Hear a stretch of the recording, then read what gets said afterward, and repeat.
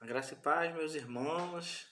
Bom nós estarmos aqui mais uma vez na nossa escola bíblica dominical, para nós estarmos mais uma vez aprendendo a respeito da palavra de Deus. Eu fico feliz de poder estar aqui com vocês, fico feliz de poder contar com vocês, irmãos que têm sido fiéis na escola bíblica dominical, independente de presencial, independente de ser online, mas eu agradeço muito a Deus pela vida desses irmãos que são sedentos por aprender mais da palavra de Deus. É claro que a gente entende que não são todos que podem, que muitas vezes não há disponibilidade, a gente entende tudo isso, mas a gente agradece a Deus pelo esforço de cada um de vocês, às vezes de assistir a aula depois, às vezes de pegar o finalzinho da aula e mais estar junto, e Deus com certeza tem edificado a sua vida, Deus tem edificado a sua igreja através do ensino da palavra dele. Agradeço a Deus por poder nessa igreja nós encontrarmos pessoas, homens, mulheres de Deus comprometidos com a verdade do Evangelho, que têm se dedicado, têm se deixado gastar na proclamação da palavra de Deus, do ensino da palavra de Deus, do querigma, da proclamação do Evangelho que traz salvação ao homem. A Bíblia ela é a fonte da verdade, da palavra, daquilo que Deus tem para as nossas vidas. E louvado seja o nome do Senhor por todos esses nossos irmãos que fazem parte não apenas do Ministério de Ensino, mas que fazem parte da Igreja do Senhor Jesus Cristo, da Igreja de Maricá, da Igreja Congregacional de Maricá, e que se esmeram em trazer um ensino legítimo da Palavra de Deus. Que Deus te abençoe nessa manhã, que Deus abençoe você na sua casa ou aonde você estiver, que Deus te esteja trazendo a iluminação da verdade, da palavra dele para você, e que ela te alimente, que ela te sustente, que ela seja para você a coluna das suas decisões, que seja a fonte da sua direção, que seja como diz o próprio Salmo 119, né, o verso 115, que a gente tanto recita e que é tema quase que de uma forma mundial da escola bíblica dominical. Que a palavra de Deus seja lâmpada para os nossos pés e luz para o nosso caminho. Que Deus te abençoe. Eu queria te convidar a orar, eu queria te convidar nessa manhã a você poder estar orando comigo, pedindo ao Senhor, pedindo ao Espírito Santo que venha nos abençoar mais uma vez na revelação e no esclarecimento, no ensino da palavra do Senhor Deus, que foi inspirada pelo Espírito Santo a homens que se deixaram ser um instrumento do Senhor, e que só o Espírito Santo pode trazer a revelação genuína daquilo que ele tem revelado através da sua palavra. Então eu queria te convidar a você estar mais uma vez orando comigo. Eu sei que alguns já fizeram a sua oração, mas eu queria que você pudesse estar orando junto comigo nessa manhã. Senhor Deus, nós queremos te louvar e te agradecer por podermos estar aqui mais uma vez para aprender da tua palavra. Muito obrigado, Senhor, pelo teu cuidado sobre nós. Muito obrigado pelo zelo do Senhor sobre as nossas vidas. Nós te louvamos, ó Pai, nós te engrandecemos e nós te pedimos que tão somente que a sua verdade seja revelada, que venhamos a achar Jesus Cristo na sua palavra, no ensino da sua palavra. Que não seja, ó Pai, um evangelho humanista, que não seja, ó Deus, um ensino voltado apenas para nós, mas que, sobretudo, que nós venhamos a enxergar e glorificar o Senhor através daquilo que vamos receber nessa manhã. Dá-nos, ó Deus, essa inspiração necessária, dá-nos, ó Deus, a revelação necessária para nós entendermos a Tua vontade. Nós assim oramos agradecidos em nome de Jesus. Amém. Irmãos queridos, nós estamos estudando, dando continuidade ao estudo a respeito do reino do sul, o reino de Judá, que foi composto logo após a morte, né, de Salomão. Ele foi composto por duas tribos, de Benjamim e a tribo de Judá, e assim se dividindo das outras demais tribos que fizeram parte do Reino do Norte, que nós vimos em aulas anteriores. Na semana passada, o pastor Gilson ele fez a introdução, ele falou de alguns reis, foi até o rei Jotão, falou sobre a questão do profeta, falou sobre a questão do sacerdote, como funcionava no Antigo Testamento esses dois ofícios, e hoje nós vamos dar sequência naquilo que nós já começamos, que você já começou a aprender, que você já começou a ver lá com o pastor Gilson, através do Reino do Sul, do estudo panorâmico no Reino do Sul. Mas aí, assim, só para a gente poder nos situar novamente, o Reino de Israel, a nação de Israel, logo após a morte de Salomão, se divide em duas partes, se fragmenta, né? Como já vimos isso de uma forma até exaustiva. Nessa divisão acontece o que acontece? Acontece que o reino do norte, ou seja, as tribos que ficavam ao norte, a parte superior das terras de Israel, elas acabam não permanecendo na sua linhagem de monarcas, de reis. Todos os reis, ou os reis que vieram depois deles, não eram descendentes de Davi.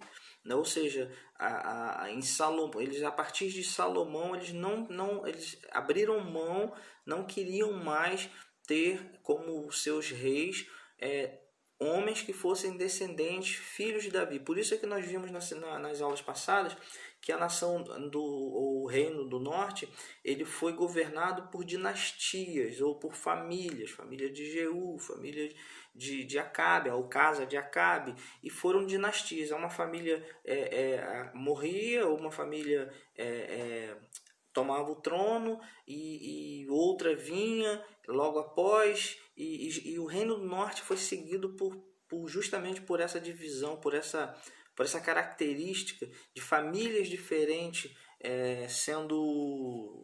desejando e cobiçando o trono. Foi marcado por assassinatos, foi marcado por traições. Foi um reino decadente e que desapareceu logo após a tomada de Samaria, né, da capital do Reino do Norte. Desaparece de vez. E como eu falei, é um mistério, né, das 10 tribos, porque não se sabe o que aconteceu com essas tribos e o que fim elas acabaram tendo.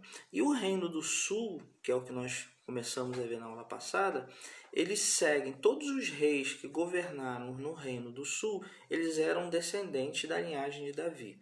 Então, na ruptura entre o Reino do Norte e o Reino do Sul, o Reino do Norte escolhe não ter monarcas descendentes de Davi, e o Reino do Sul ele segue com a dinastia da casa de Davi. Todos eram descendentes de Davi, ou seja, o neto, o bisneto, o tataraneto e por aí vai, eram filhos que iam se sucedendo, e assim ela vai acontecendo até chegar a Jesus.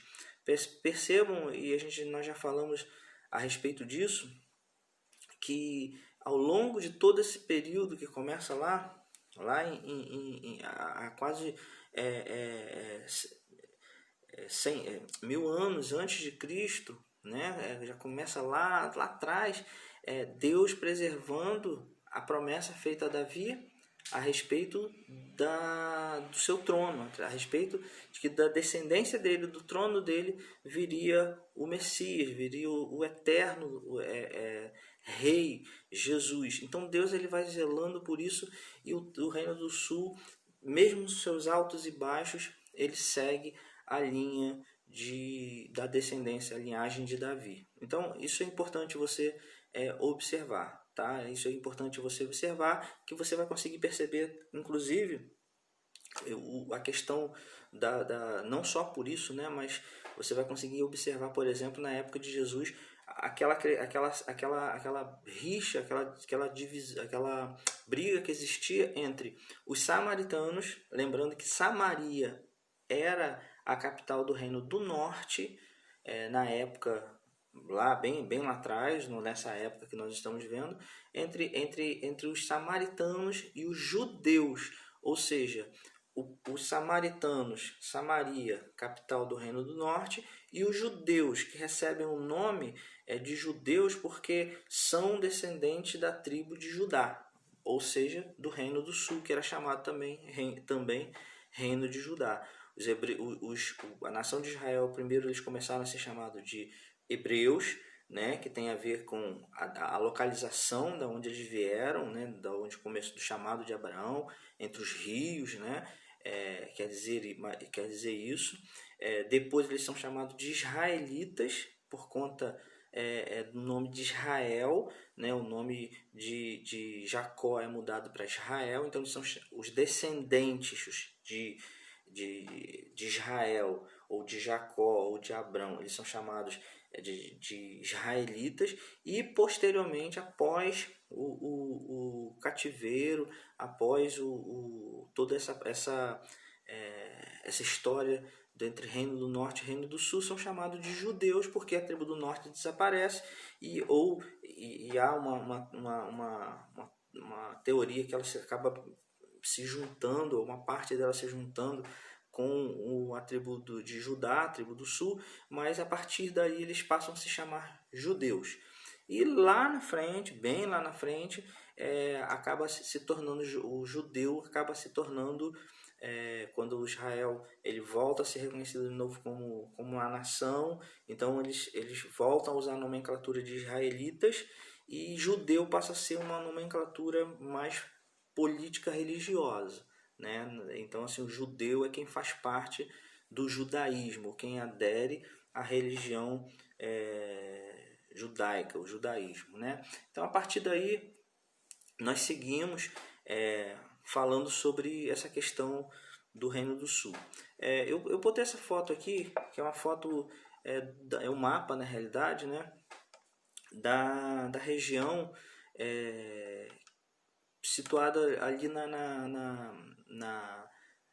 Palestina, né? E existe uma área ali, que é essa área que vocês estão observando aí, que está mais clara, um caramelozinho mais claro, que é chamado de Crescente Fértil, que é uma região de grande interesse comercial, principalmente na época dos reinos, na época de Israel ainda vivendo dentro desse período que nós estamos estudando, porque era uma área onde todo o comércio que vinha do Oriente, ou do Oriente para o Ocidente, ele precisava transitar por esse período, por esse trecho, né? Que ele partia lá desde a Mesopotâmia, né? Babilônia, aí vocês vão ver aí toda o Império, a gente vai falar um pouco sobre o Império Babilônico, até a questão do Egito, a grande potência do Egito. Além disso, ele ligava o Mar Mediterrâneo, o Mar Vermelho, o Golfo Pérsico.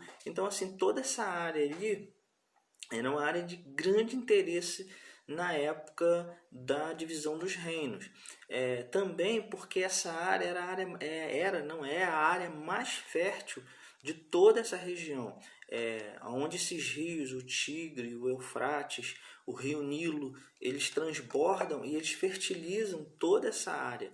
Então, é uma área onde a produção agrícola, onde se tem um grande potencial econômico por conta da sua fertilidade. E aí o que acontece?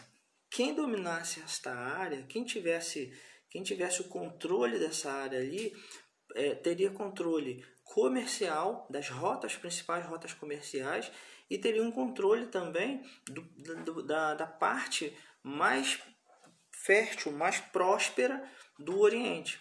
Então toda a guerra que nós vemos ali entre Egito, Babilônia, Assíria, Síria, se dava em torno de conquistar essa área aí, essa terra, ou esse período de terra que é chamado de crescente fértil. Crescente porque é uma área que lembra a figura dela, a demarcação dela, ela lembra a lua crescente, né? Então por isso é chamado de crescente fértil. E as tribos de Israel, elas estavam justamente localizadas nessa área. Então Israel, percebam que Deus ele chama, quando ele chama Abraão e fala que levaria para daria uma terra a Abraão, Deus escolhe o melhor, a melhor parte de todo o Oriente e dá ao seu povo, né? Dá a Abraão. Quando a gente vê lá as promessas de Deus de que ele comeria do melhor da terra, de que eles comeriam do melhor da terra, estava se referindo justamente a essa área. Estava se referindo justamente a algo já preparado por Deus para o povo dele. E aí, ao mesmo tempo que isso era uma boa notícia, porque Israel poderia ter a melhor parte, e acaba se tornando também alvo de cobiça de outros povos, né? Então, quando nós vemos assim todas as nações com interesse em Israel, com interesse em saquear, em derrotar, em exterminar o povo de Deus, tudo isso, além, lógico, existe toda uma questão espiritual por trás disso, mas há um interesse econômico, há um interesse sobre aquilo que está agora de posse de Israel. E os profetas e os reis do sul, eles estavam constantemente os reis do sul estavam constantemente sendo chamados às alianças, quando eram possíveis, ou estavam sendo alvo das guerras, alvo de saques. Então havia todo esse interesse há todo esse interesse nessa área. Bom, colocadas essas coisas, a gente vai passar a ver o próximo rei que veio logo depois de Jotão, que foi seu filho, Acais. Está lá em 2 Crônicas, capítulo 28, que diz assim, a partir do verso 1. Acais tinha 20 anos de idade quando começou a reinar e reinou 16 anos em Jerusalém. Ao contrário de Davi, seu predecessor, não fez o que o Senhor aprova. Ele andou nos caminhos dos reis de Israel, ou seja, dos reis do reino do norte. E aí deixa eu dar uma pausa aqui só para falar algo. Lembrando que todos os reis do reino do norte foram reis que fizeram aquilo que o Senhor reprova. Os reis do reino do sul, nem todos existiam. Existem reis que foram bons, existem os reis que fizeram aquilo que o Senhor reprova, existem reis que começaram bem e foram mal, existem reis que começaram mal e no final se voltaram para o Senhor, como por exemplo Manassés e outros que nós vamos ver. Agora, o fato aqui, quando a gente observar que esses reis, apesar dos seus altos e baixos, né, com todos os seus altos e baixos, eles se mantiveram a nação de Israel, o reino de Judá, mantiveram o reino de Judá com seus cultos, com seus cultos a Deus, porém não abandonavam totalmente os cultos ou a idolatria, os cultos a outros deuses. Nós vamos ver isso no decorrer quando muitas vezes, né, como por exemplo os dois principais reis que nós vamos ver hoje, o rei Ezequias e o rei Josias, mesmo quando eles abandonaram as práticas idólatras, o povo permanecia. O povo permanecia na prática, né? Então nós vamos ver isso no decorrer do estudo. Então Acais, ele, como diz o texto no verso 1, ele não fez o que o Senhor aprova. Ele andou nos caminhos dos reis de Israel e fez ídolos de metal para adorar. Queimou sacrifícios no vale de Ben-Hinnom e chegou a queimar seus filhos em sacrifício, imitando costumes detestáveis das nações que o Senhor havia expulsado diante dos israelitas. Esse vale de Ben-Hinnom, a gente vai poder ter falar sobre ele um pouquinho mais à frente, mas era onde existia onde eram feitos os sacrifícios ao deus Moloque, que era um deus que se satisfazia com o sacrifício de crianças, né? Ele tinha a sua barriga, a sua estátua tinha a sua barriga aberta, onde tinha uma fogueira, e ali crianças eram oferecidas, eram jogadas vivas, né, dentro dessa fogueira, como oferta ao deus Moloque. A gente vai falar depois um pouquinho melhor sobre isso. Mas é importante a gente saber que nessa época, quando Acais começa a reinar, existia dois grupos principais dentro da nação de Judá.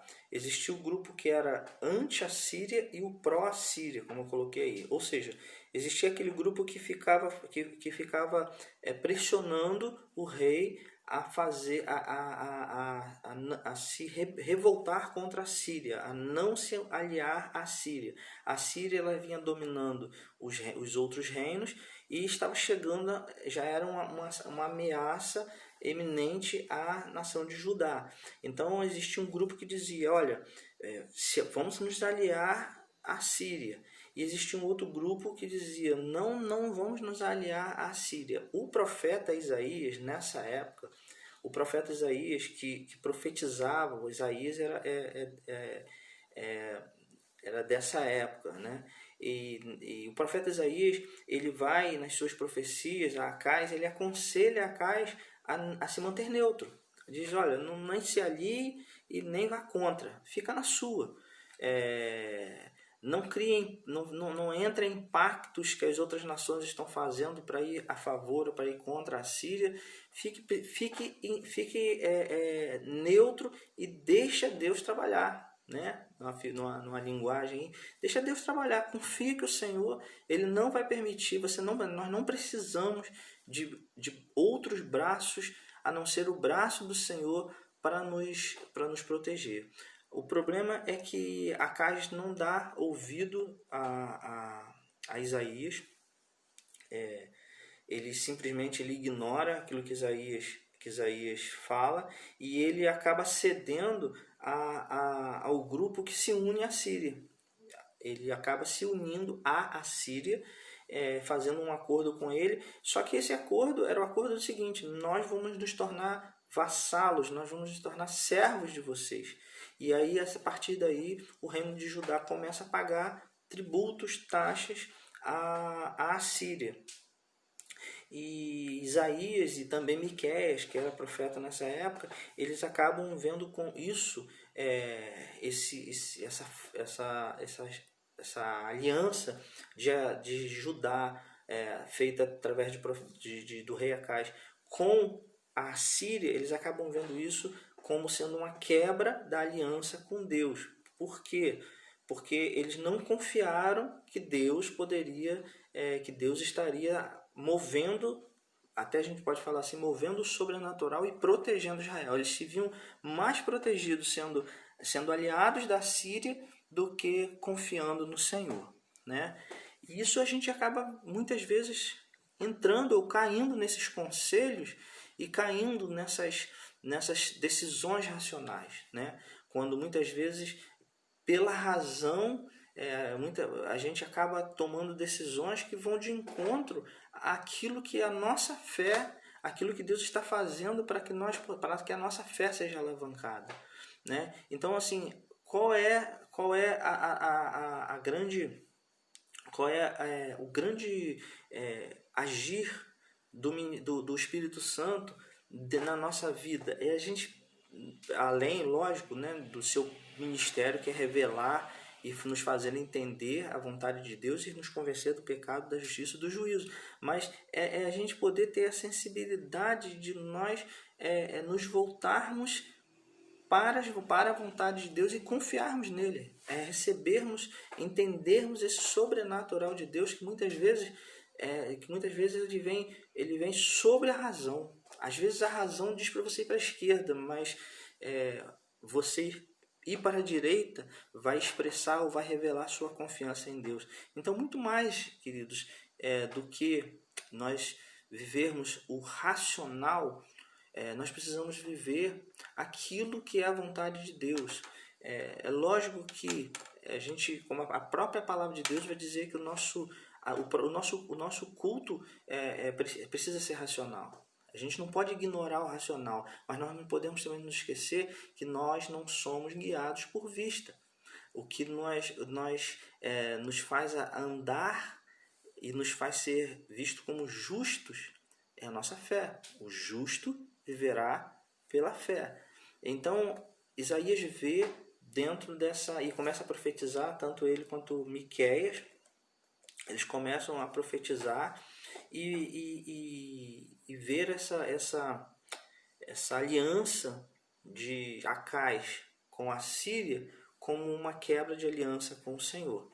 Isaías está muito próximo de tudo isso, vendo tudo isso, porque Isaías é um dos profetas. A gente vai, eu acredito, né, pastor Gilson, que bem breve nós vamos estar vendo alguns profetas, sobretudo os profetas que estão aí nesse período, mas não querendo dar spoiler, né, mas spoiler, mas a gente já falando, Isaías era um dos profetas chamado profetas palacianos, ou seja, era um profeta que vivia dentro do palácio. Mas não é porque Isaías queria mordomia, não. Isaías ele vivia dentro do palácio porque Isaías ele era apesar de um profeta, mas ele tinha uma linhagem real também. Isaías ele era neto do rei Joás. Vocês viram lá atrás, né, com o pastor Gilson. Ele era neto de Joás. O pai de Isaías era irmão do rei Amazias. Isaías era primo de Uzias. Por isso é que quando você vai ver lá no capítulo 6 de Isaías, na visão de Isaías, ele inicia dizendo: no ano em que morreu o rei Uzias. Ele faz citação do rei Uzias. E a gente percebe que no livro de Isaías nós percebemos, ou nas suas falas referentes a Uzias, uma profunda tristeza de Isaías, porque era seu primo. Na realidade, ele era primo irmão de Uzias, do rei Uzias, né? Que foi visto. Então Isaías ele estava ali dentro daquele. Ele observava de perto todo o contexto político, né? Toda a realidade política de Judá, porque ele estava dentro do palácio, ele estava diante do rei, dos principais líderes de Judá, vendo o que eles estavam fazendo e, sobretudo, era um profeta do Senhor. Era aquele que recebia a mensagem de Deus a transmitir. Então nós vamos ver nessa época os profetas palacianos, como Isaías, e aqueles profetas que não moravam dentro do palácio, mas eles estavam ali no meio do povo, né? Então o profeta Isaías ele tem todo esse conhecimento, ele vive toda essa realidade, ele consegue respirar toda essa realidade, porque ele era um profeta palaciano, ou seja, um profeta que vivia dentro do palácio, tinha ligação direta, ou podemos dizer assim, com a linhagem real. Então Acais ele acaba fazendo essa aliança com a Síria e acaba liderando na nação de Judá uma grande idolatria, uma grande decadência religiosa. Ele leva cultos pagãos para dentro da nação de Judá, porque quando você faz uma aliança com outras nações, você está se aliançando também com os deuses dessa nação. A política e religião estava diretamente ligada nessa época. Tudo que ocorria, tudo que se fazia, tudo que acontecia, só acontecia por conta de uma vontade de Deus. Então, quando um povo, por exemplo, quando chove, chove porque a vontade de Deus estava abençoando a terra. Quando fica sem chover, está chovendo porque Deus está castigando a terra. Então se tinha de uma forma muito forte essa ligação de reis, de governo, de política, da vontade de Deus. Então quando se fazia uma aliança com outro povo, você também fazia aliança com os deuses desse outro povo, né? Desses outros povos. E assim aconteceu. Acais chega ao ponto, né? Vocês não podem ver aí, ler no capítulo 28, Acais chega a um ponto de mandar fazer uma cópia de um altar que ele vê lá em Damasco, que ele vê lá em outro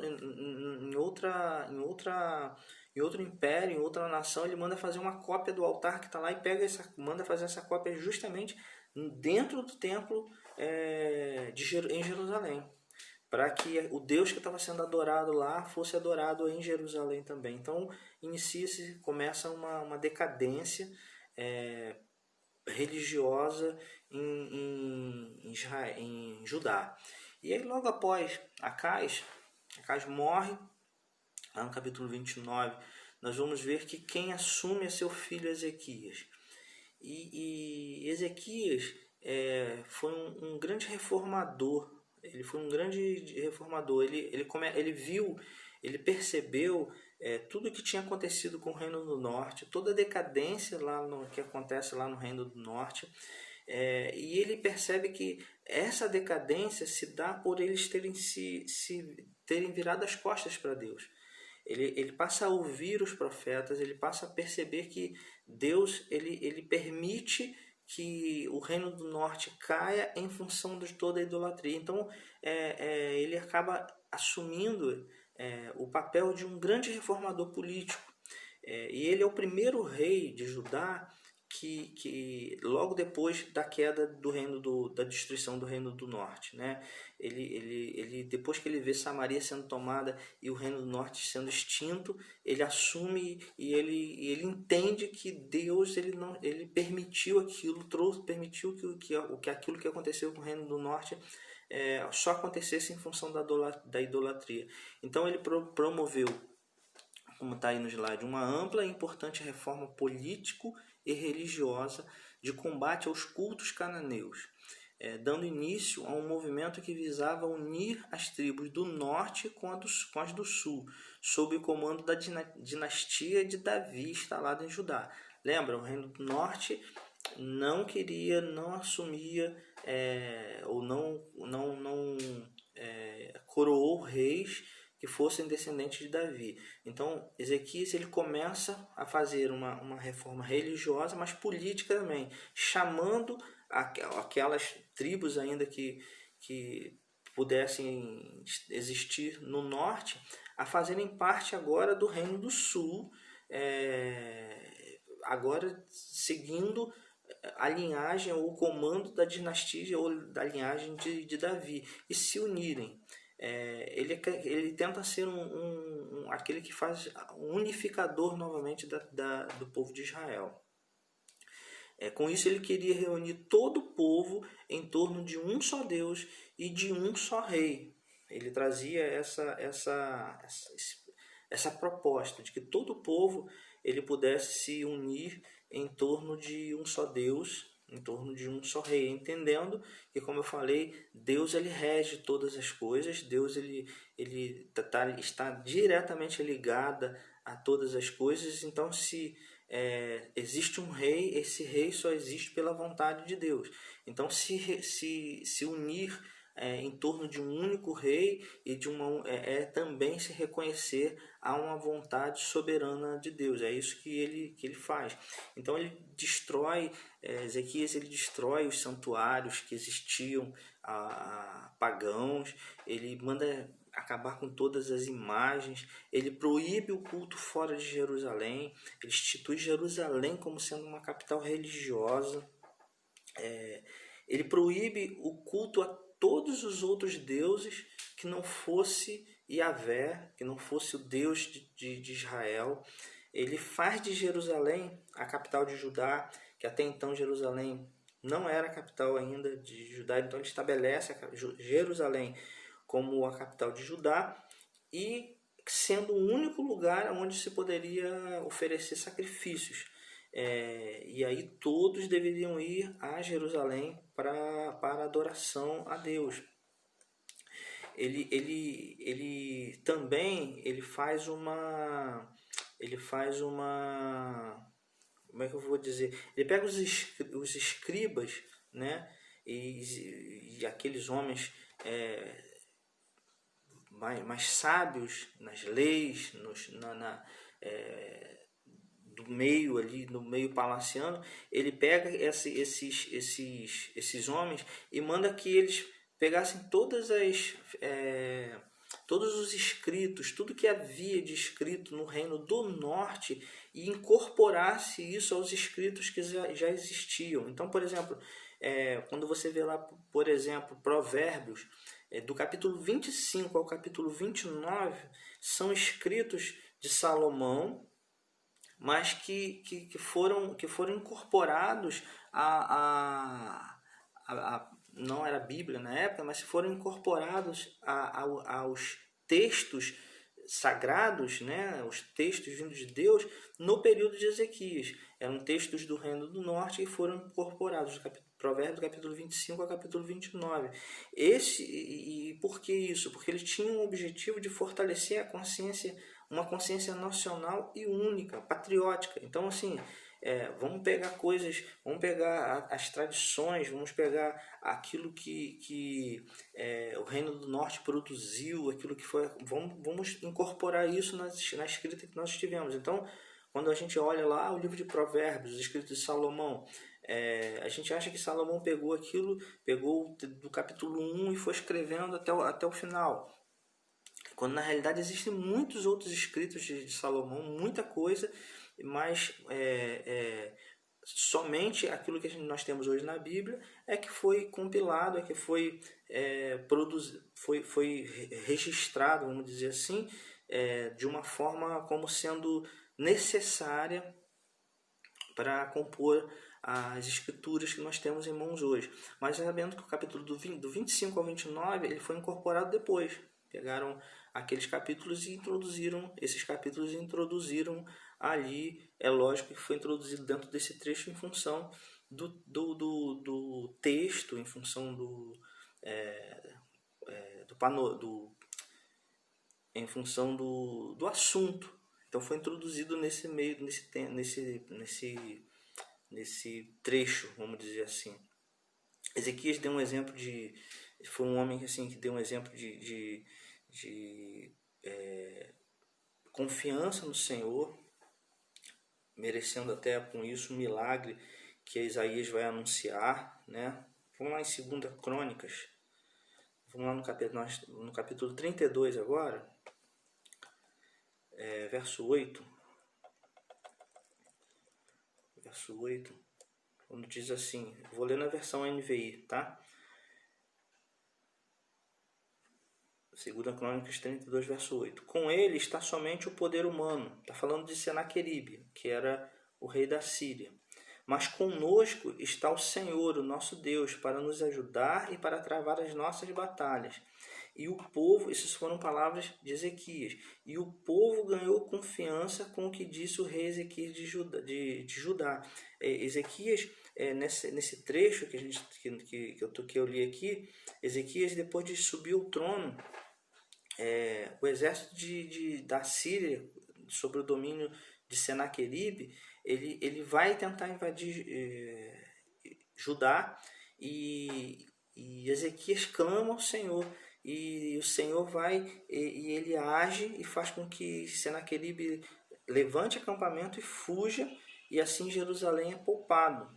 E isso foi interpretado por Isaías lá no capítulo 37, no verso 36 e 37, Isaías vê esse evento como sendo um sinal da proteção de Deus e a presença de Deus na vida de Ezequias. Antes que os babilônios chegassem em Judá, eles iriam, ou seja, antes do cativeiro babilônio,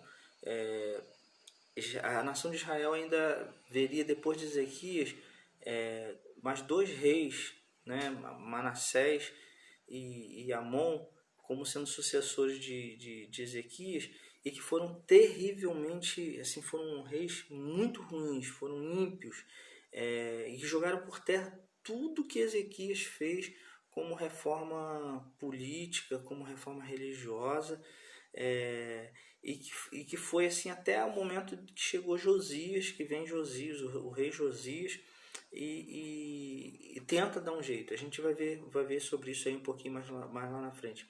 Ezequias, lá no capítulo 20 de 2 Reis, capítulo 20, Ezequias que também, né, fala sobre os reis de Judá, os reis do Reino do Norte, mas vai relatar sobre a doença de Ezequias, e Ezequias ora ao Senhor, e o Senhor concede a Ezequias mais 15 anos, prolonga a vida de Ezequias por mais 15 anos. De alguma forma, isso acaba fazendo com que nesse período, nesse prolongar da vida de Ezequias, venha nascer Manassés, que é o próximo rei de Israel e que foi um péssimo rei. Manassés, ele vem como sendo sucessor de Ezequias, e ele leva Israel ao fundo do poço. Eu quero ler com você lá no capítulo 33, só para a gente ver quem foi Manassés. 2 Crônicas, capítulo 33.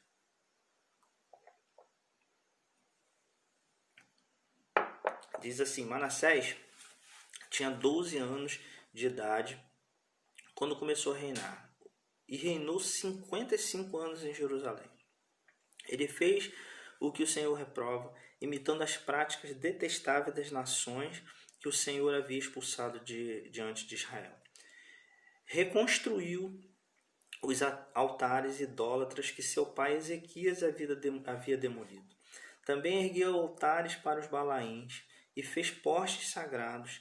Inclinou-se diante de todos os exércitos celestiais e lhe prestou culto. Construiu altares no templo do Senhor, do qual o Senhor tinha dito: meu nome permanecerá para sempre em Jerusalém. Nos 2 pátios do templo do Senhor, ele construiu altares para todos os exércitos celestes. Verso 6, chegou a queimar seus filhos em sacrifício no vale de Ben-Rinom. Praticou feitiçaria, adivinhação e magia, e consultou médiuns e espíritos. Fez o que o Senhor reprova, provocando a ira.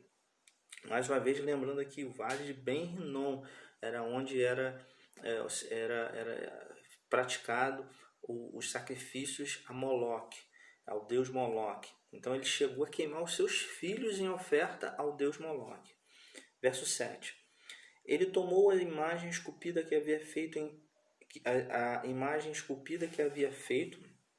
e a colocou no templo, do qual Deus tinha dito a Davi e a seu filho Salomão: neste templo, em Jerusalém, que escolhi dentre todas as tribos de Israel, porei meu nome para sempre. Não farei os pés dos israelitas deixarem novamente a terra que dei aos seus antepassados, se tão somente tiveram o cuidado de fazer tudo o que lhes ordenei em todas as leis e decretos e as ordenanças dadas por meio de Moisés. Verso 9: Manassés, porém, desencaminhou Judá e o povo de Jerusalém a ponto de fazerem pior do que todas as nações que o Senhor havia destruído diante dos israelitas. O Senhor falou a Manassés e o seu povo, mas eles não deram atenção. Manassés, ele foi um dos piores reis de Israel. Ele foi comparado, eu botei aqui, comparado a Acabe e a Jezabel. Ele tinha 12 anos quando começou a reinar, nós vimos, e teve um longo reinado em Jerusalém. Foi um rei ímpio e reconstruiu os lugares de culto idolátrico, ergueu altares a Baal, prostrou-se diante de todos os exércitos celestiais e prestou culto. Construiu altares para os ídolos nos 2 pátios do templo, imolou, queimou seus filhos, ou seu próprio filho, e foi extremamente violento, exercendo uma política de opressão em cima do povo. Então, Manassés, ele teve o começo do seu reinado, essa prática de fazer tudo. E o texto vai dizer algo triste, vai dizer que fez com que Israel fizesse coisas piores do que as nações pagãs, né?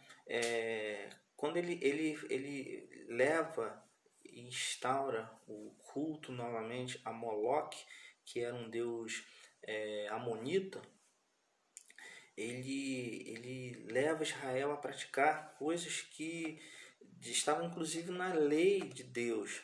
Se nós formos ver lá em Levíticos capítulo 20, no verso 4 e 5, Levíticos 20, 4 e 5, diz assim, Levíticos capítulo 20, verso 4 e 5, deixa você abrir aí, para você acompanhar. Diz assim: se o povo deliberadamente fechar os olhos quando alguém entregar um dos seus filhos a Moloque e deixar de executá-lo, voltarei meu rosto contra aquele homem e contra seu clã, e eliminarei do meio do seu povo, tanto ele quanto todos os que o seguem, prostituindo-se com Moloque.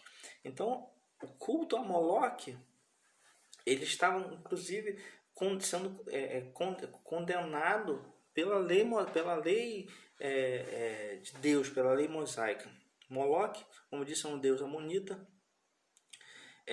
Em algumas nações, principalmente fenícias, era considerado como deus do aborto, mas ele era um deus cultuado e com fins, né, ainda que controverso, mas com fins, está falando sobre fertilidade. A gente, às vezes, eu já ouvi algumas pessoas, inclusive, falaram sobre isso, e deixa eu só abrir um parênteses aqui sobre isso, que às vezes a gente fala assim, perdão, a gente diz assim, Moloque, quando você chama a criança de moleque, você está chamando ele de Moloque. Apesar da pronúncia ser próxima, o Moloque e moleque, elas não tem, são coisas totalmente diferentes, tá? Moloque, ela é derivado do hebraico, quer dizer rei. Então, o culto a Moloque, a palavra Moloque é rei. E a palavra moleque, que a gente usa aqui no Brasil, ela é oriunda da palavra, ou moleque, que a gente fala, mas é moleque, com K, inclusive, no final. Ele é oriunda da Angola, né? Um idioma chamado Kibundo, que é angolano, e quer dizer filho pequeno. Então, às vezes, a gente por ser uma pronúncia próxima, né? Eu mesmo já cheguei, inclusive, a pensar isso. Moloque é moleque, não tem nada a ver. Moloque é rei, é oriundo da raiz hebraica, que denomina rei, e moleque é angolano, que quer dizer filho pequeno, tá? Então, só para a gente, só um efeito de curiosidade, vamos dizer assim. Então, esse culto era feito no vale de Ben-Hinnom. Posteriormente, fica próximo ali por trás de Jerusalém, né? Então, Posteriormente, Josias, que vai promover uma outra reforma, quando ele destrói o santuário de Moloque, ele cria nesse Ben-Hinnom uma lixeira. Ben-Hinnom passa a ser um lugar onde se levava todo o lixo para ali ser queimado. Ele ficava por trás de Jerusalém. Jesus faz menção a esse lugar também, quando ele fala a respeito do inferno, a respeito de onde o fogo não se apagará. Provavelmente Jesus estava vendo exatamente esse lugar, que por ter lixo, por ser uma lixeira, ali havia um constante fogo, ficava constantemente aceso ali. Então até o Josias ele transforma esse lugar em uma lixeira, e justamente como uma forma. Existiam duas formas, né? Ou duas não, existiam algumas formas de se impedir um judeu de estar em algum lugar. Era transformar aquele lugar em cemitério, porque o judeu não pisaria ali, porque poderia pisar num cadáver, um lugar imundo, e ele se tornar imundo, ou transformar numa lixeira, que também era um lugar onde um judeu dificilmente iria. Então Josias ele transforma o lugar onde acontecia os cultos a Moloque, ele transforma numa lixeira. E aí Israel passa, ou um israelita, um judeu, dificilmente iria desejar estar ali novamente, né? Então assim Manassés ele passa a ser um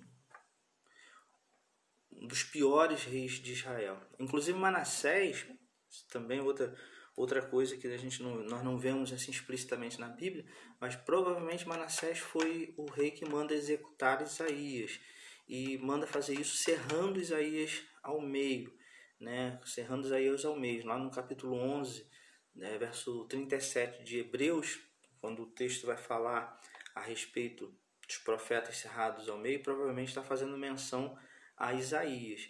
E diz a história que foi Manassés quem manda fazer isso. Mas é interessante na vida de Manassés é que quando chega lá no capítulo 11, o Senhor manda, quando chega no versículo 11 do capítulo 33, diz assim, de 2 Crônicas, capítulo 33, verso 11, diz assim: o Senhor enviou contra eles, contra Judá, Manassés, os comandantes do exército do rei da Síria, os quais prenderam Manassés, colocaram-lhe ganchos no nariz, algemas de bronze, e o levaram para a Babilônia. Em sua angústia, ele buscou o favor do Senhor, o seu Deus, e humilhou-se muito diante do Deus dos seus antepassados. Verso 13. E quando ele orou, o Senhor o ouviu e atendeu o seu pedido. Olha que Deus misericordioso. De forma que trouxe de volta a Jerusalém e ao seu reino. E assim Manassés reconheceu que o Senhor é Deus. Depois disso, ele reconstruiu e aumentou a altura do muro externo da cidade de Davi, a oeste da fonte de Gion, no vale, até a entrada da porta do peixe, em torno da colina de Ofeu. Também pôs comandantes militares em todas as cidades fortificadas de Judá. Ele passa a ter zelo, não apenas um cuidado político, mas militar, mas ele passa a ter zelo principalmente pela região de Jerusalém. Tirou do templo, verso 15, tirou do templo do Senhor os deuses estrangeiros e a imagem que lá havia colocado, bem como todos os altares idólatras que havia construído na colina do templo e em Jerusalém, e jogou-os fora da cidade. Verso 16. Então restaurou o altar do Senhor e sobre ele ofereceu sacrifício de comunhão e ofertas de gratidão, ordenando a Judá que servisse o Senhor Deus de Israel. E aí repare que como eu falei no comecinho, mesmo quando o rei se voltava, muitas vezes o povo não permanecia, não acompanhava o rei, Porque diz assim no verso 17: o povo, contudo, continuou a sacrificar nos altares idólatras, mas somente ao Senhor, ao seu Deus. Ou seja, o povo continua não abrindo mão totalmente dos altares e dos deuses. Mas o que eu quero dizer sobre Manassés? O texto vai nos ensinar uma coisa muito importante que a respeito da vida de Manassés. Que na realidade não importa muito como você começa a sua história, importa como você vai terminar a sua história. Importa aquilo que vai servir como uma conclusão da sua vida. Às vezes a gente começa muito bem, mas no decorrer da nossa caminhada as coisas vão saindo do controle e a gente, às vezes, muitas pessoas não terminam muito bem. Mas eu quero te falar o seguinte: por isso, e essa é uma verdade, essa é uma verdade maravilhosa para as nossas vidas. É a realidade de que não importa o que eu fiz ontem, que não importa o que eu fiz há um minuto atrás, importa como eu termino a minha história. É Deus te dando a todo tempo, enquanto houver fôlego, é Deus te dando a oportunidade de você consertar e viver o melhor dele. A gente vê isso na cruz do Calvário. A gente vê isso quando Jesus está ali diante ou está ali no meio, né, de dois ladrões, e quando um deles fala: Senhor, lembra-te de mim quando tu entrares no teu reino. E Jesus diz assim: olha, hoje mesmo você vai estar comigo no paraíso. Olha só, Jesus não diz assim: ih, rapaz, desce, agora não dá mais tempo. Você fez tudo errado a vida inteira e agora você quer se arrepender, não dá mais tempo. Mas Jesus, ele vai trazer justamente essa revelação. Jesus vai dizer, como se Jesus estivesse dizendo assim: olha, você está aqui porque você merece. Você foi, provavelmente, deve ter sido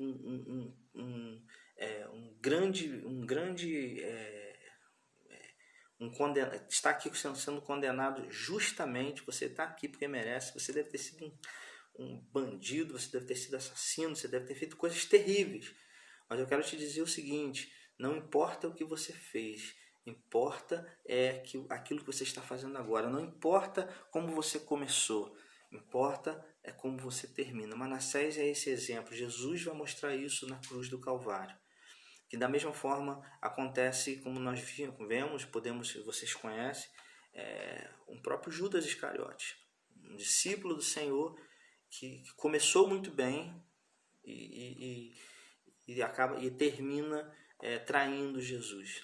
Então, irmãos, enxergue isso, entenda e veja isso como a misericórdia de Deus. Deus te dá a todo momento a oportunidade de você viver o novo de Deus, de você reconstruir a sua história, de você reconstruir a sua vida, de você ser restaurado pelo Senhor. Assim acontece com Manassés. Quando ele ora ao Senhor, Deus atende o pedido de Manassés e o leva de volta para Jerusalém. E Manassés tem a oportunidade de recomeçar, de reconstruir tudo aquilo que ele havia destruído em relação ao culto a Deus. Mas aí Manassés morre e o seu filho Amon assume o trono. Amon continuou a linha de governo de seu pai, mas depois de 2 anos ele foi assassinado por seus próprios servos. Manassés havia uma insatisfação popular, né? Eu botei aí, havia uma insatisfação popular e faz com que Manassés que Manassés seja assassinado. Mas havia também um grupo muito forte que eles chamavam que é chamado de o povo da terra. Na versão NVI não aparece, mas nas outras versões, sobretudo lá no verso em 2 Reis, no verso 24, capítulo 21, verso 24, vai falar sobre o povo da terra. Esse povo da terra era uma classe que existia de pessoas que eram latifundiários, tinham propriedades, tinham terra, por isso era o povo da terra, e eles tinham uma dívida de gratidão com Davi. Davi concedeu a eles terras. Então, assim, eles ficavam também em torno do rei, e o interesse deles era proteger essa linhagem de Davi. Então, quando o rei Amon é assassinado pelos seus próprios servos, os filhos da terra vão lá e assassinam e matam os rebeldes, esses que mataram Amon, e fazem com que Josias, que era filho de Amon, assumisse o trono ainda menino. Eles pegaram Josias e se tornaram tutores de Josias para que Josias pudesse assumir o trono. Então, houve uma rebelião para que a linhagem de Davi ela encerrasse ali também em Judá. Então matam Amon, e aí o povo da terra, ou esse grupo, vai lá e mata os rebeldes e pega o irmão de Amon, Josias, e faz com que, pegam o filho de Amon, Josias, e fazem com que Josias se torne a partir de então o rei de Judá.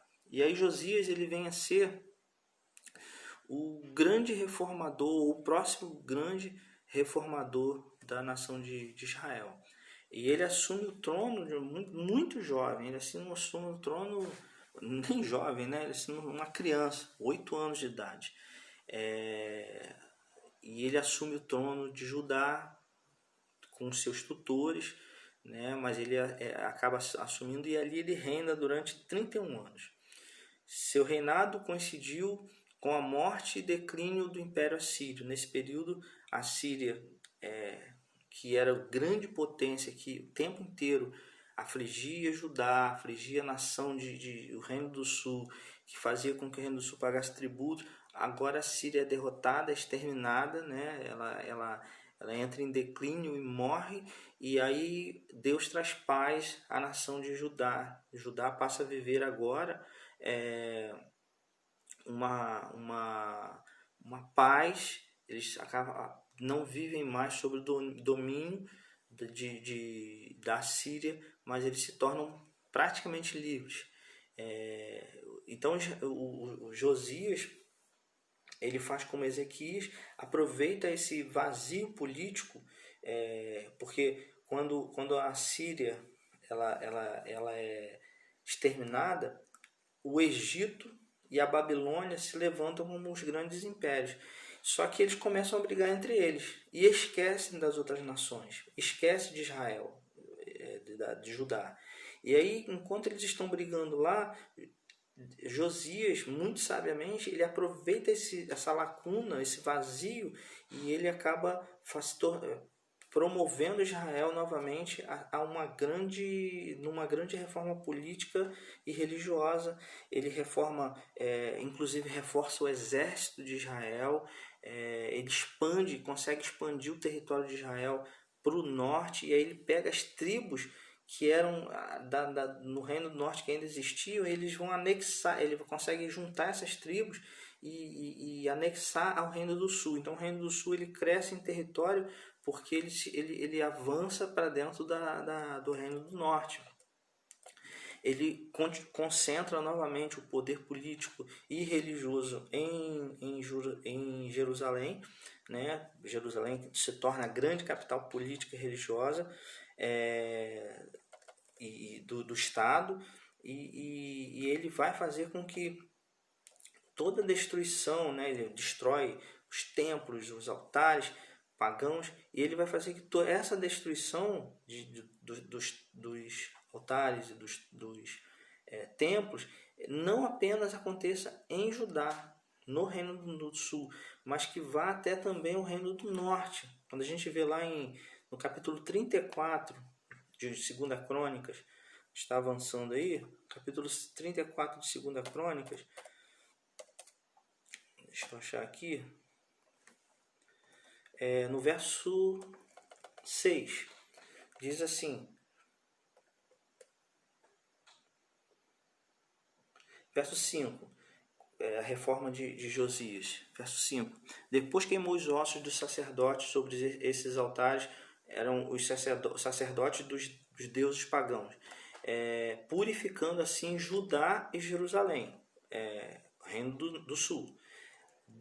Nas cidades, aí verso 6, nas cidades das tribos de Manassés, de Efraim e de Simeão, a tribo de Efraim e a tribo de Simeão eram tribos do reino do norte. Então ele purifica assim Judá, Jerusalém, cidade das tribos de Manassés, tribo do reino do norte, da tribo de Efraim, reino do norte, e Simeão, reino do norte, e até mesmo de Naftali, nas ruínas e nas ruínas ao redor delas. Derrubou os altares e os postes sagrados, esmagou os ídolos, reduziu-os a pó e despedaçou todos os altares de incensos espalhados por Israel. Israel, falando aqui de Israel como sendo o reino do norte. Então voltou para Jerusalém, reino do sul. Então Josias ele promove, ele vai além daquilo que, por exemplo, Ezequias fez. Ele promove uma reforma religiosa no reino do sul e expande ela até o reino do norte, principalmente nessas tribos que nós citamos aqui, Manassés, Efraim, Simeão, Naftali. E durante essa reforma religiosa, e aí é durante essa reforma religiosa que quando ele manda limpar, vamos dizer assim, o templo, ele encontra dentro do templo em Jerusalém, ele encontra o livro do Senhor. Veja o verso 14 do capítulo 34. Enquanto recolhiam prata que tinham sido levado para o templo do Senhor, o sacerdote Ilquias encontrou o livro da lei do Senhor que havia sido dada por meio de Moisés. Essa expressão encontrou não é que o livro estava perdido lá dentro. Não é porque o livro estava escondido dentro de uma gaveta que estava por trás de uma caixa. Quando ele usa a expressão encontrou, ele quer dizer que voltou a ter interesse. É como se o livro estivesse ali, mas estivesse vivendo um descaso. E aí quando diz assim, quando ele vai fazer essa limpeza no templo, ele encontra, ou seja, ele volta o interesse deles passa a ser a palavra de Deus. E olha que verdade, olha que mensagem maravilhosa a gente pode tirar disso daí. Quando nós limpamos o templo que somos nós, quando esse templo ele passa por uma purificação, nós encontramos dentro de nós a palavra de Deus, a palavra do Senhor, a aliança do Senhor que estava esquecida, que estava perdida dentro de nós. Às vezes a gente diz assim, fulano perdeu o interesse, não tem mais interesse em ler a Bíblia. A Bíblia está perdida dentro dela. A Bíblia está perdida dentro dessa pessoa. E como é que ela acha essa Bíblia? Purificando, limpando esse templo que é ela. É por isso que Jesus vai dizer também que nós já somos limpos pela palavra. É a palavra que vai fazer com que esse templo que sou eu, que é você, é a palavra de Deus que vai fazer com que ela mesma seja achada, seja encontrada. E eu acho tremendo como a Bíblia ela vai se ligando, como a gente vai estudando essas questões, irmãos. Como é que a gente vai entendendo? Quando o salmista vai dizer assim, escondi a tua palavra no meu coração, para eu não pecar contra ti. Olha como que a palavra de Deus ela vai se juntando, ela vai se unindo em verdades e analogias. Quando a gente vai entendendo, é por isso que eu exalto muito o nome do Senhor Jesus, por essa oportunidade de estar estudando, sobretudo o Velho Testamento, nesse tempo, porque fico triste quando muitas vezes a gente ouve ou quando a gente vê uma teologia que coloca o Novo Testamento, o Antigo Testamento, como sendo algo já ultrapassado, algo que não tem mais valor, ou algo que tem menos valor do que o Novo Testamento. Ah, porque o Novo Testamento é a graça e o Antigo Testamento é a lei. Queridos, é a palavra de Deus. E a palavra de Deus, ela se revela de Gênesis e Apocalipse no Deus de graça.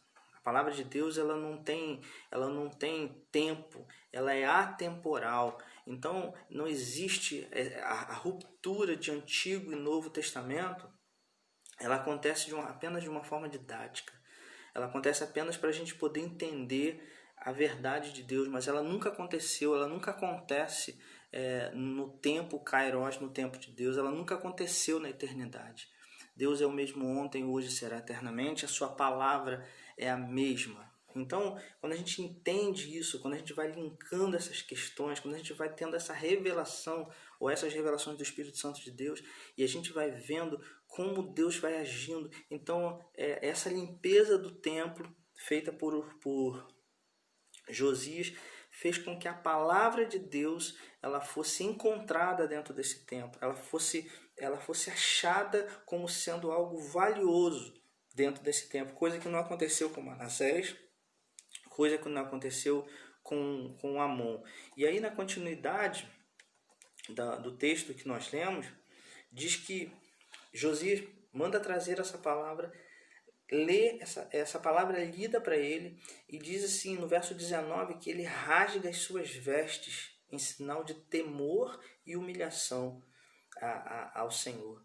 E ele promove toda uma reforma, ele promove toda uma agitação, ele chama sacerdote, ele chama os anciãos, ele faz com que todo o povo se volte novamente por Deus, pela palavra do Senhor que foi achada dentro do templo. Queridos, que você ache a palavra dentro de Deus, dentro desse templo que é você.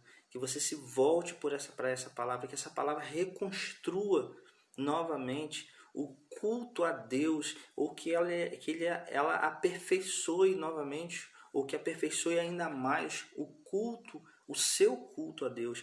E assim acontece com Josias. E aí Josias ele pega todo o povo e ele traz novamente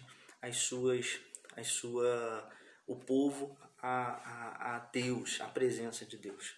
Ele pega os fugitivos do norte, os fugitivos lá do reino do norte, quando a Assíria derrota o reino do norte, alguns moradores, algumas pessoas do reino do norte, elas fogem e vão se abrigar em Judá.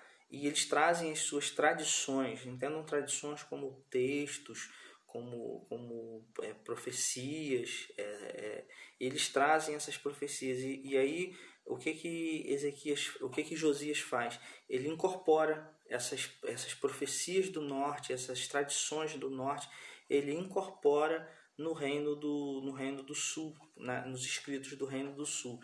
E aí,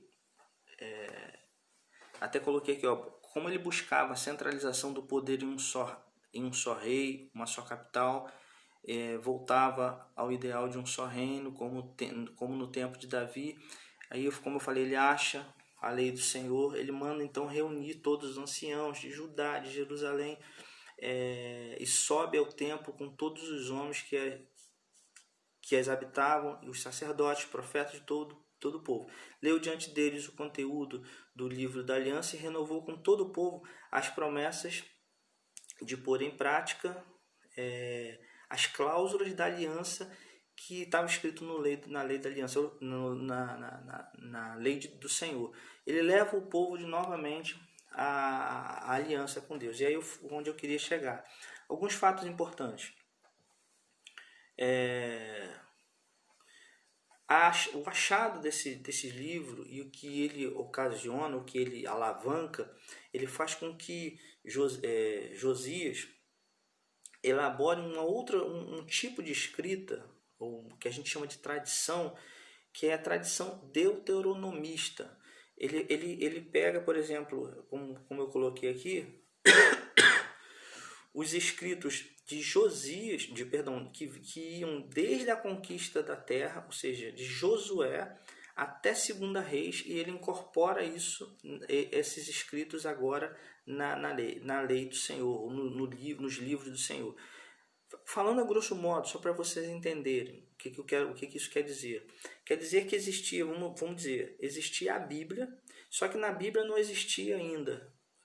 Existia Gênesis, Êxodo, os livros. Quando chegavam em Josué, não existia Josué. De Josué a Reis, a segunda Reis, não existia.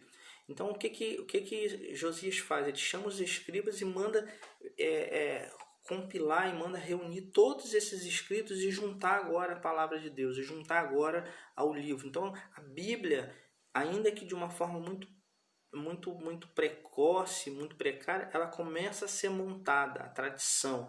E esses escribas da época de Josias, eles são chamados de escribas deuteronomistas.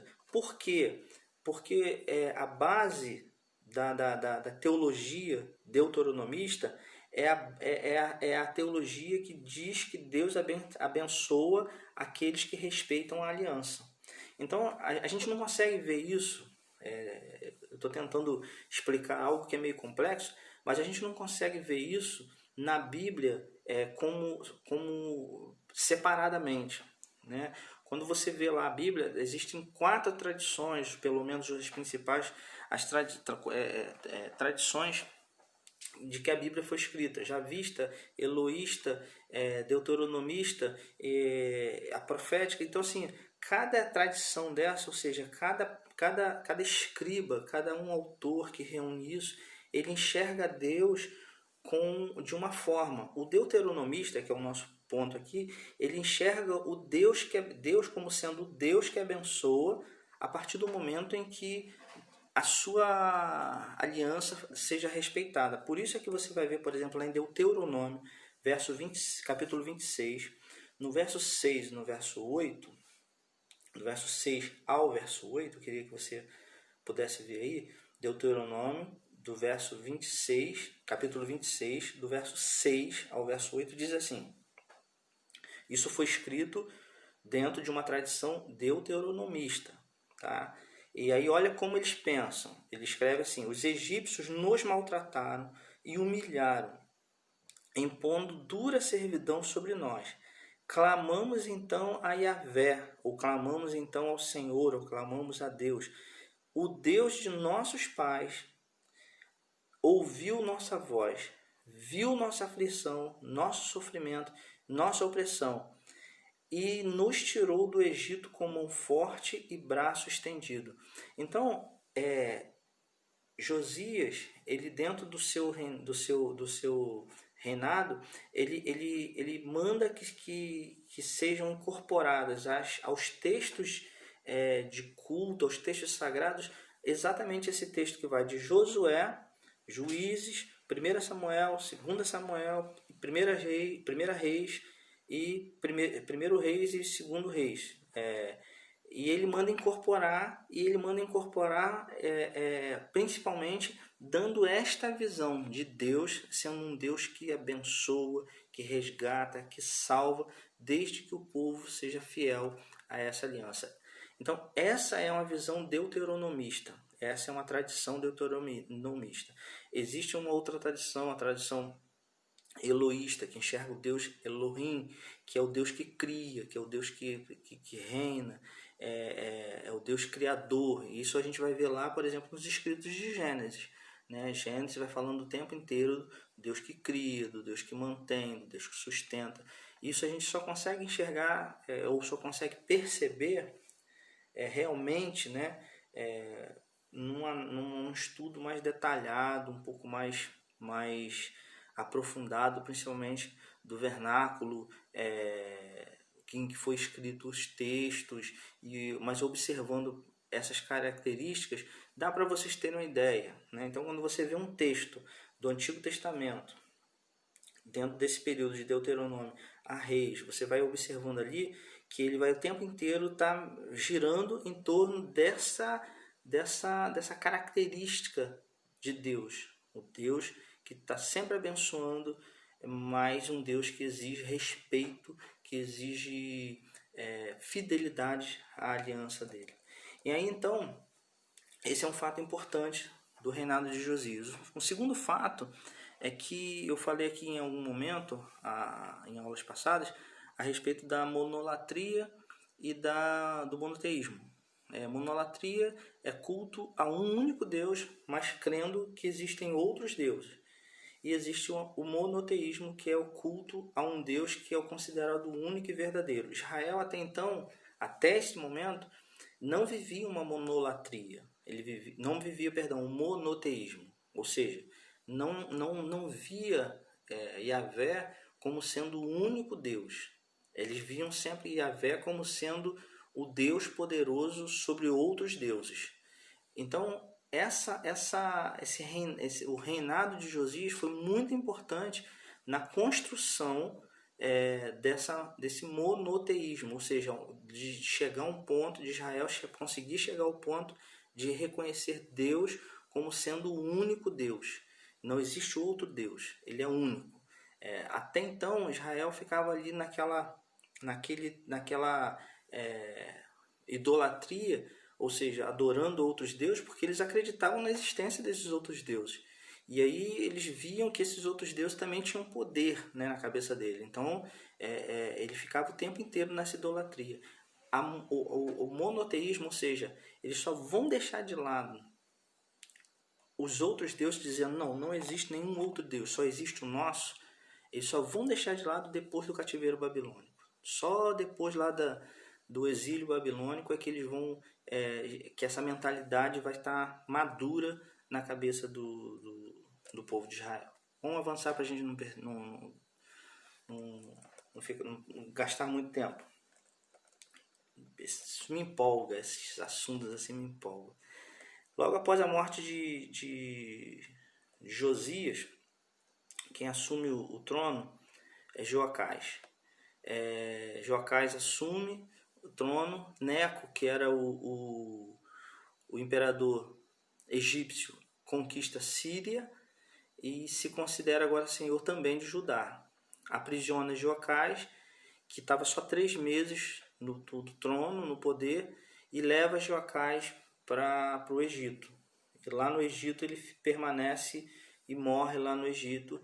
E aí o rei do Egito, né, o imperador egípcio, o faraó Neco, institui Eliaquim, que é irmão de Joacás, e muda o nome dele para Joaquim. Está lá em Crônicas, 2 Crônica 36. Então ele tira Joacás, porque Joacás era um rei mau. Ele tira Joacás e coloca no lugar de Joacás, ele coloca Eliaquim ou Joaquim, e ele fica no trono. Joacás só fica no trono 3 meses. Joaquim tenta acabar novamente, aí começa novamente aquela questão, volta-se novamente para a idolatria. Ele tenta acabar com a reforma que Josias havia feito, porém existia nessa época, além de Isaías, Jeremias também pregando e denunciando o pecado, sobretudo o pecado do rei. E aí Jeremias ele profetiza contra a destruição do templo. Jeremias é açoitado, ele é proibido de entrar no templo. A gente vai ver isso com mais calma quando nós estivermos vendo lá os profetas, né? E aí se começa já a nação da Babilônia, ela já começa a entrar em um crescimento. E aí Nabucodonosor, que a gente conhece bem aí, ele se torna rei da Babilônia e ele começa agora a conquistar novas terras. Vamos só recapitular, era a Síria. A Síria é destruída, o Egito se levanta, derrota a Síria e também a Síria e também a Síria, e agora está se levantando Babilônia e daqui a pouco ela vai tomar todas as outras nações. E a gente vai ver isso aí mais à frente. Logo após o rei Joaquias, Jeconias, ele assume em 2 Crônicas, capítulo 36, verso 9. Também fica só 3 meses no poder. e porque os babilônios eles veem que eram o povo que dominava ali Judá agora, né? Ele vê o reino, vê que Jeconias era um rei muito ruim, e eles tiram Jeconias do trono, e sobre também Jeconias, Jeremias também profetizou e proferiu oráculos, está lá em Jeremias, no capítulo 22, do verso 20 ao verso 30. E aí nesse período, Nabucodonosor sitia Jerusalém, né, e aprisiona o rei na corte e a sua corte, e depois os deporta, leva eles para a Babilônia. Era uma prática babilônica fazer isso, tirar o povo natural de uma terra, levar para outra e assim vice-versa. E aí nós chegamos no último rei de Israel, ou perdão, o último rei do Reino do Sul, que é o rei Zedequias. Ele foi o último rei a ocupar o trono de Judá. A nação de Judá continua sendo vassala da Babilônia.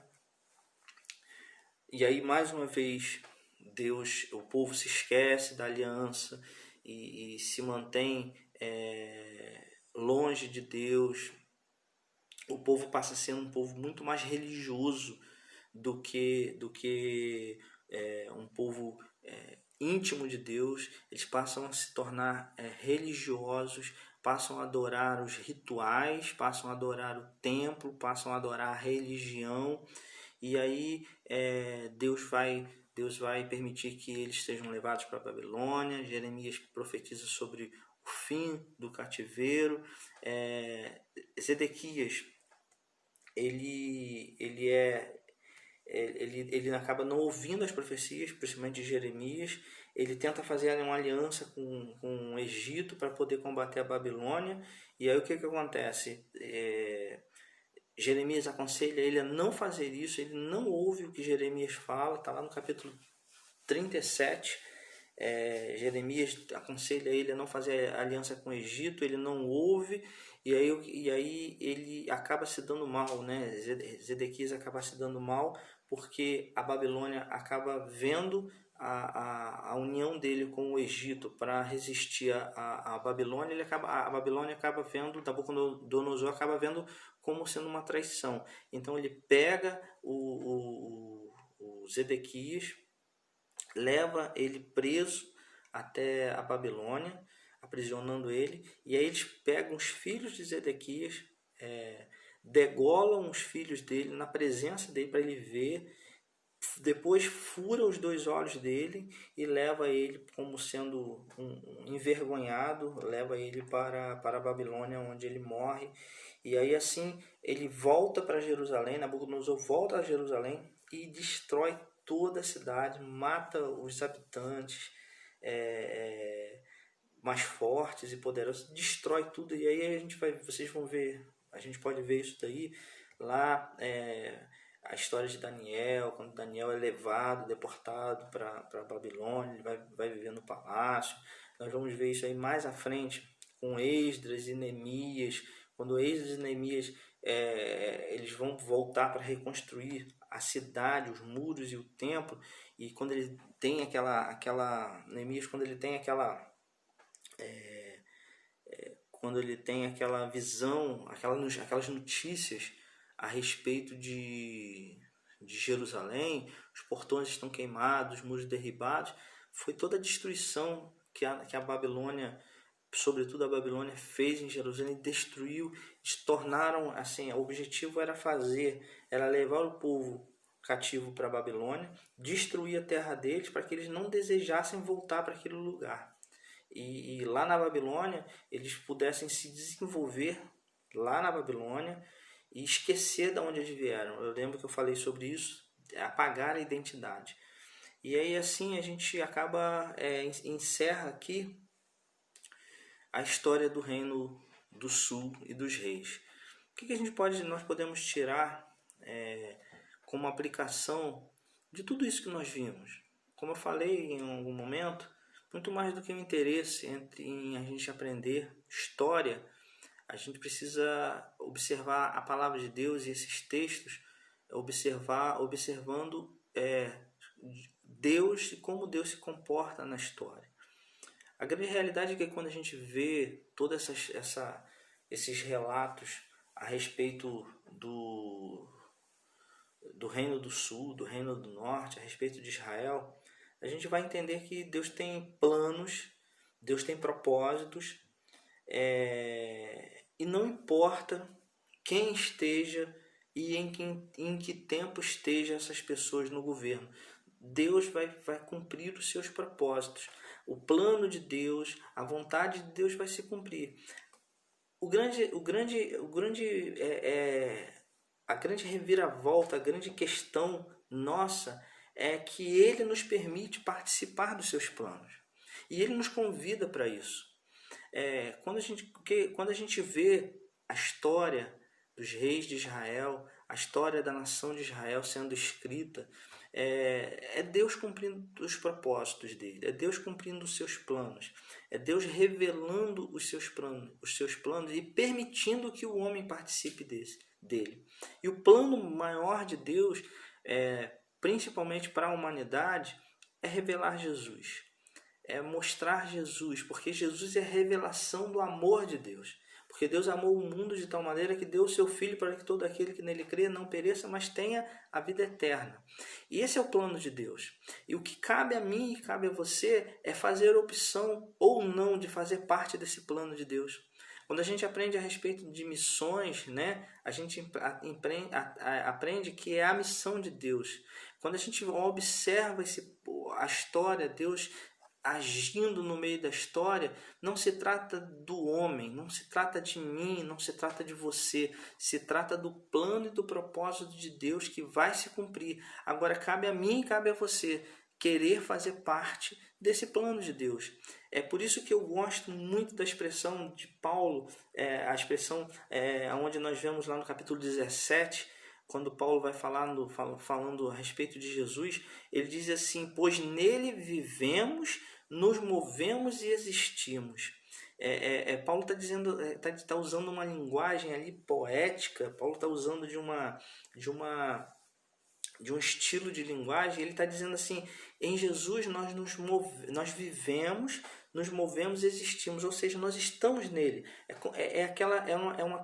uma visão, por exemplo, de um útero. É a visão onde existe um útero, que vamos dizer assim, é Deus, e nós estamos dentro dele.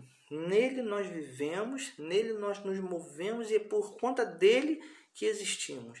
É por conta desse ambiente chamado Deus que nós existimos. Então não se trata da minha história, não se trata dos meus planos, não se trata dos meus propósitos, mas se trata dos planos e propósitos de Deus que vão se cumprir, e que quando eu faço a opção de fazer parte desses planos e desses propósitos, Deus ele está de braços abertos a nos receber, a nos permitir fazer parte desse plano.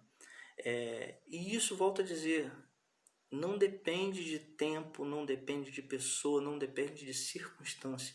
Os planos e os propósitos de Deus, eles se cumprem, eles já estão determinados, e eles, não importa quem se levante, em que tempo se levante para combater os planos de Deus, eles vão se cumprir.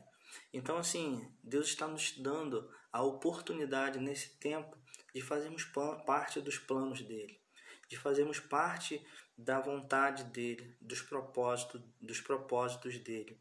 E quando nós dizemos sim, nós somos abençoados, e colhemos os frutos dessa vontade, desse plano, desse propósito de Deus. Porque, como diz a palavra de Deus, a vontade do Senhor, ela é boa, ela é perfeita e ela é agradável. Então, com a história desses reis, com tudo isso que nós lemos aqui, escolha fazer parte do propósito de Deus.